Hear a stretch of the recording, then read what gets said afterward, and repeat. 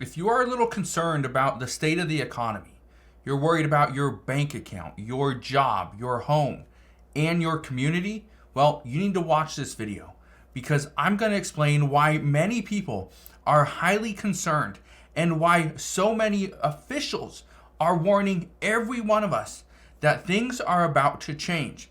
And I want to bring this to you today because they are saying we have about 24 hours left before there is a major change, a major shift. And I'll explain why that is in today's video.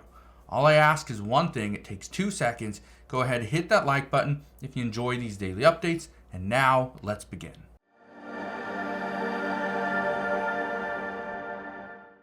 So it honestly doesn't matter where you live in the United States. It doesn't matter if you're a Republican, a Democrat, an independent, or anything else. It doesn't matter if you're male or female. It doesn't matter if you're Hispanic, you're black, you're white. It doesn't matter. In the next 24 hours, we are going to learn some stuff that will be crucial moving forward. And it all has to do with President Biden's State of the Union address, which is going to happen on Thursday night. On Thursday, 9 p.m. Eastern Standard Time, 6 p.m. Pacific Standard Time, we are going to have the State of the Union address.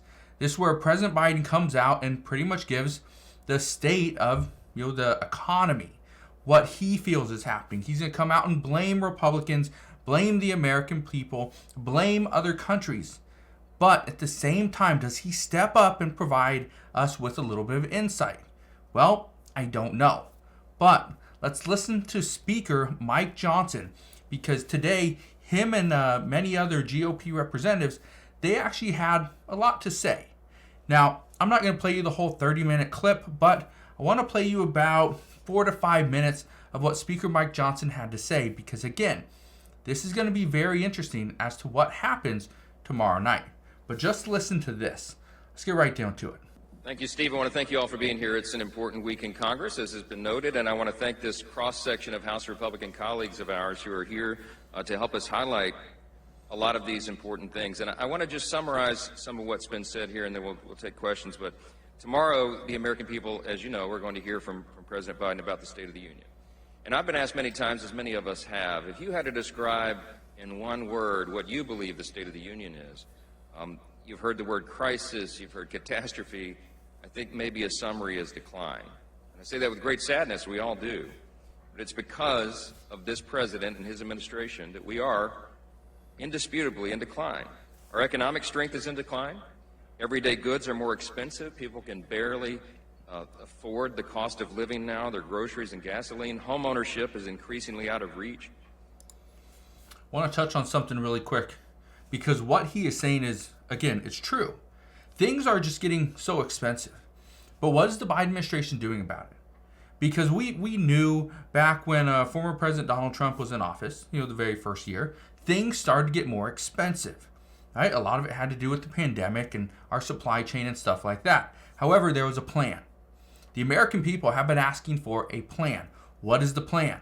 The plan cannot be, hey, go ahead, use your credit cards because we're gonna save you some money there.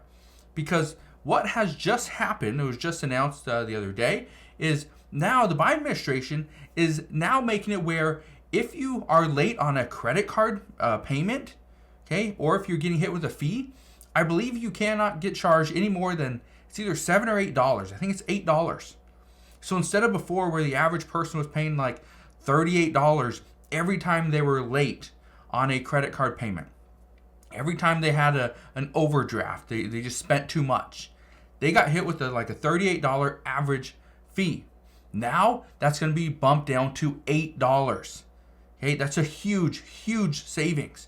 But the Biden administration cannot come out and say, well, we're going to save you money because I know you're using your credit cards.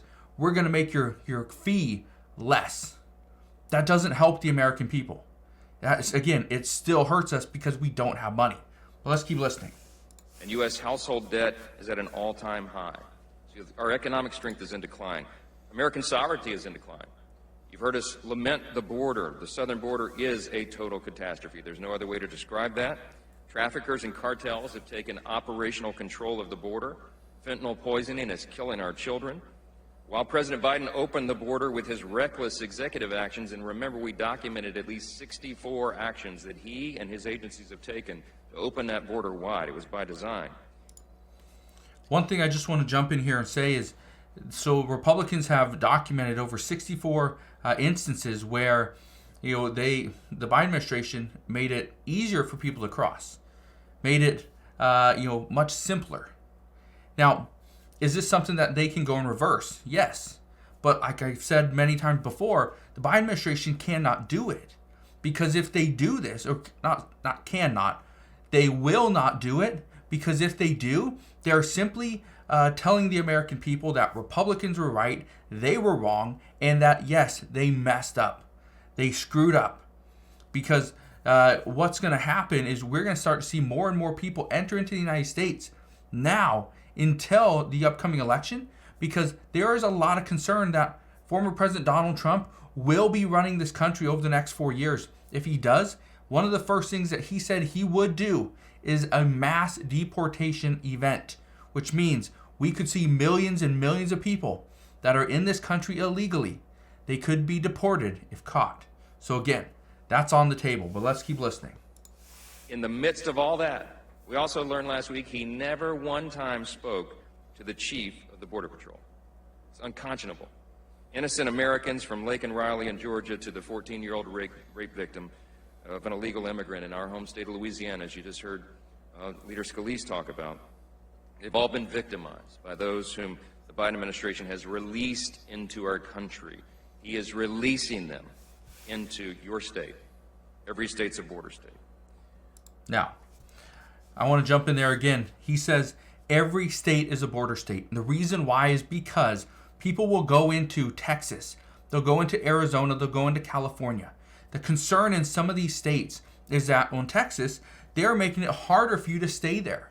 If you do not have a legal right to be in the United States, they don't want you in Texas. And so you start moving. You go to New Mexico. Well, maybe there's not a lot of jobs in New Mexico. Then you go to Arizona. Well, again, still not the greatest state. And they keep hearing, well, there's good stuff in California. There's some good stuff. There's free healthcare. There's a lot of shelters, right? They are willing to work with us, right? There's jobs. So you go to California and then you realize there's so many jobs where you're making hundreds and hundreds of dollars every single day out in the field. But the concern is that all the money that you're making, you're spending as well because the cost of living is so high. Having an apartment is expensive. Buying food is expensive. Gas prices, expensive. Right? All this stuff is expensive. So then you start moving. You go to Oregon. Go to Washington State. Maybe you realize, I want to be on the West Coast. So you head east. And you see, over in Chicago, over in Illinois, over in that area. Yeah, there's a lot of people going there, but there's not a lot of jobs. A lot of issues. The economy is struggling. Right? So you keep bouncing around. This is why every single state is a border state. If one state cannot house these people, cannot give them jobs, cannot give them health care, cannot provide for them and their family, those people will move on. That's what we're seeing. The safety of our cities is in decline. Carjackings are up, attacks against law enforcement are rising. We have more than 600,000 known criminal aliens roaming the streets of America right now. He says more than 600,000 are roaming the streets of the United States right now. Criminals roaming the streets that they know of. 600,000 criminals. This is part of the problem, is we know that they're here, but are we doing anything to send them back to where they came from? No. And this is what many people argue is, how do we know? How do we find these people? Well, that's the problem. And this is why many Republicans are given this warning. And it doesn't matter if you're a Republican or a Democrat. Speaker Mike Johnson is simply saying that, well, we know these people are here. Every single city is paying for this. I talked about this over the last few days, talked about this last week and last month as well. We are continuing to see cities having to rework their budgets in order to accommodate the people that are coming in order to accommodate people, but at the same time, not give up police officers, not give up schools and parks, things like that the American people absolutely need and want. Let's keep listening. Free to reoffend and victimize Americans. The actual number is, of course, much higher. That's the official number that we know about. But we don't know how many people have come across the border. And some of us believe it may be as many as 15 million illegal aliens who have come across that border since Joe Biden walked into the Oval Office. So he says some believe it's about 15 million. According to reports, it's about 12 million. However, there's also multiple statements from the Border Patrol stating that the 12 million number is likely about half, which means we are closer to 25 million people that are coming into the United States illegally. That's a crazy number. So right now, Speaker Mike Johnson saying that he believes it's about 15 million. Either way, it's only been, 3 years? And we're already at 15 million? And this year is expected to break all records? Some are speculating that we are going to average, in 2024, we are about to average over 300,000 people per month. 300,000 people. That means just this year alone, we will see more than 3.6 million people enter into the United States illegally. That's a crazy number. Let's keep listening. 3 years ago. America's presence on the world stage is in decline, and you heard us talk about that this morning as well. Iran, Russia, China, our adversaries are acting more provocatively than they have in many, many years, and we have unrest unlike we haven't seen since World War II. Want to jump in there as well, because he's talking about, Russia. So we're talking about China, talking about all these other countries, and they talked about this more in some of the other speakers. There are some of the other people that were talking, but Speaker Mike Johnson, what he's not going to bring up is what just happened today in China. China is actually putting more money into their military this year. They're going to put more money into their military this year. You know why? Because they are expecting a fight. The only reason why you put more money back into your military than what you have done historically in decades is because you know there's a fight that's brewing. It's coming. It's just a matter of time. Let's keep listening. The president is turning his back right now on our greatest ally, Israel. And after Biden's botched withdrawal from Afghanistan, our stature has been diminished to a point that is difficult to calculate. During his address, President Biden is going to try to suggest that the State of the Union is strong, and we expect, as was said, that he's going to say this is a time for a reset. But of course, the State of the Union is not strong, and everybody around the country knows it, and everybody in this room knows it. It doesn't matter what... Want to stop it right there. He says that President Biden is to come out and say that this is a time for a reset. Now, here's what many people believe. Many people believe that the Biden administration has to come out and say that now is the time, the ideal time for a reset. Not because they want to admit to what they did was wrong, what they did was not the right move at that time. Because when you listen to experts, they say doing some of the things that President Biden did isn't out of the question. It's not something that is going to create a surge in inflation numbers.